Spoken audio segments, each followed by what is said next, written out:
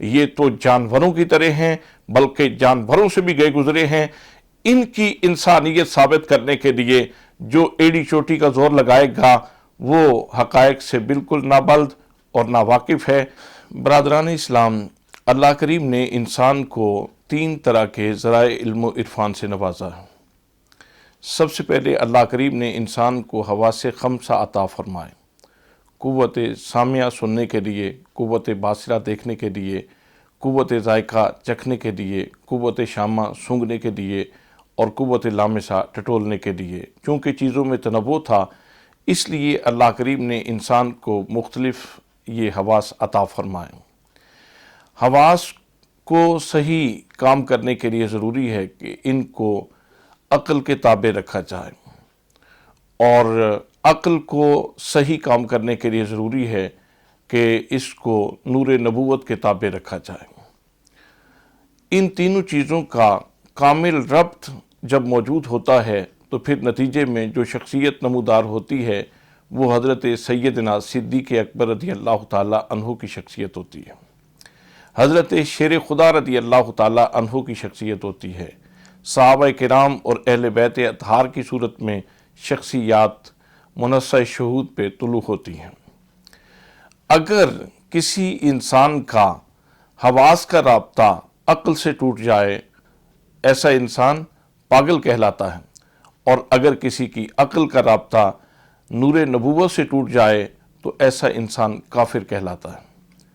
آپ ماضی کی جھروکوں میں جھانک کے دیکھیں، ایک انسان جس کو اس سوسائٹی میں ابو الحکم کہا جاتا تھا، لیکن اس کا تشخص کیا متعین ہوا، زمانہ آج تک اس کو ابو جہل کہتا ہے۔ اس کی وجہ یہ ہے کہ اس کی عقل نور مصطفیٰ کے تابع نہیں تھی۔ اور پھر یہ بات بھی یاد رکھیں کہ جتنا کوئی نبوت کے سرچشمے کے قریب رہتا ہے، فکر کے اعتبار سے، سوچ کے اعتبار سے، اتنا اس کی فکر میں پاکیزگی زیادہ ہوتی ہے، اتنا وہ خوبصورت انسان ہوتا ہے، اور اتنی ہی اس کی سوچ سوسائٹی، سماج اور معاشرے کے لیے مفید ہوتی ہے۔ اور جتنا کوئی انسان نبوت کے سرچشمے سے دور ہوتا چلا جاتا ہے تو اس کی سوچ میں، اس کی فکر میں غلاظت آتی چلی جاتی ہے۔ آج اسلام آباد کی سڑکوں پہ یہ جو پلان بنایا جا رہا ہے، میرا جسم میری مرضی کا سلوگن لے کر، یہ حقیقت میں وہ لوگ ہیں جو نبوت کے سرچشمے سے بہت دور ہیں، اور چونکہ حضور صلی اللہ تعالیٰ علیہ وسلم کی تعلیمات سے دور ہیں، اس لیے یہ اس قسم کی خرافات بک رہے ہیں۔ وگرنہ میرے آقا کریم صلی اللہ تعالیٰ علیہ وسلم نے اپنی لاڈلی بیٹی حضرت سیدہ زہرا بتول سلام اللہ علیہا سے پوچھا تھا، فرمایا بیٹی ایک مسلمان عورت کا تشخص اور خوبی کیا ہے؟ تو عرض کی میرے آقا آپ بہتر جانتے ہیں، لیکن تعمیل ارشاد کرتے ہوئے میں عرض کرتی ہوں، ایک مسلمان عورت اس کی خوبی یہ ہے کہ نہ اس کو کوئی غیر محرم دیکھے اور نہ وہ کسی غیر محرم کو دیکھے۔ یہ نعرہ جو لگایا جا رہا ہے، میرا جسم میری مرضی، میں آپ سے پوچھنا چاہتا ہوں کہ اللہ کریم ارشاد فرمائے یا ایھا الناس اعبدوا، اے لوگو اللہ کی عبادت کرو، تو جواب میں اگر یہ نعرہ سنائی دے میں عبادت نہیں کرتا، میرا جسم میری مرضی، تو آپ مجھے بتائیں کہ یہ آواز کسی بندہ مومن کی آواز ہے یا کسی نمائندہ شیطان کی آواز ہے؟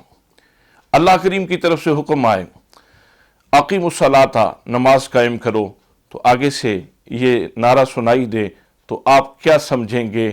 یہ کسی بندہ مومن کی، صالح انسان کی آواز ہے یا کسی شیطان کی آواز ہے؟ اللہ کریم کی طرف سے حکم ہو یا ایھا الذین آمنوا کتب علیکم الصیام کما کتب علی الذین من قبلکم لعلکم تتقون، کہ ایمان والو تم پر روزے فرض کر دیے گئے ہیں جیسے تم سے پہلے لوگوں پر فرض کیے گئے تھے تاکہ تمہیں تقوی کی دولت نصیب ہو جائے۔ جواب میں یہ سننے کو ملے کہ میرا جسم میری مرضی، میں روزہ نہیں رکھتی یا میں روزہ نہیں رکھتا، تو آپ کیا سمجھیں گے؟ یہ کسی صالح انسان کی آواز ہے یا کسی شیطان کی آواز ہے؟ تو اسی طرح اگر کوئی بھائی اپنی بہن سے کہے کہ بہن پردہ کیا کر، اور جواب ملے کہ کہ میرا جسم میری مرضی، تو آپ کیا سمجھتے ہیں یہ کسی انسان کی آواز ہے؟ نہیں، بلکہ یہ کسی نمائندہ شیطان کی آواز ہے۔ ایک بیٹا اگر اپنی ماں سے کہتا ہے کہ امی اپنے سر پہ پردہ رکھا کرو، اپنے سر پہ کپڑا رکھا کرو، اور جواب میں یہ سنائی دے کہ میرا جسم میری مرضی، تو کیا سمجھتے ہیں یہ شیطان کی آواز ہے یا کسی صالح انسان کی آواز ہے؟